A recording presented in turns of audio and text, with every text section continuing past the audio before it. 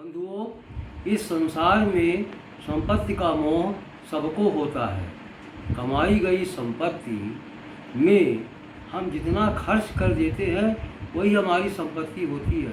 बाकी बहुत है वो हमारी संपत्ति नहीं होती है, लेकिन हम उसको अपनी समझते हैं। इसी के संबंध में एक सेठ की कहानी मैं प्रस्तुत कर रहा हूँ। इन्हें संपत्ति के प्रति विरक्त भाव था। देखिए, एक सेठ थे, उसके पास लाखों रुपए की संपत्ति थी।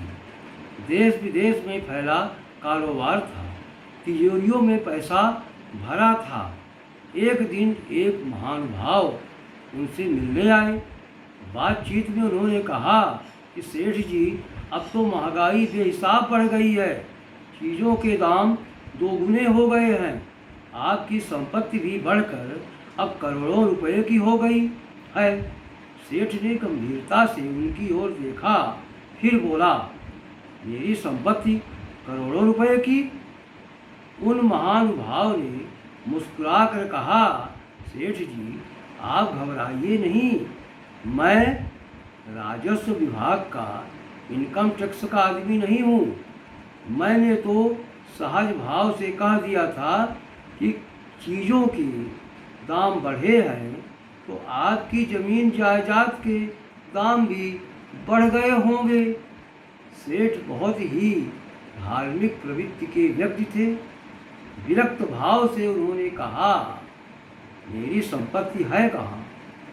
जिसे तुम मेरी संपत्ति कहते हो वह मेरी कहाँ है? जिसे मैंने दूसरों की भलाई के लिए खर्च किया वही संपत्ति मेरी थी।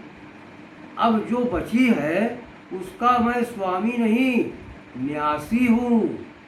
वह संपत्ति समाज की है। उसमें से मैं जितना खर्च करूँगा उतनी मेरी हो जाएगी। महानुभाव आगे कुछ नहीं कह सके। लोग बाग एक छोटा सा घर भी बनवा लेते हैं तो बड़ी डींग हाँकते हैं कि हमारा घर है, फला जगह हमारा घर है।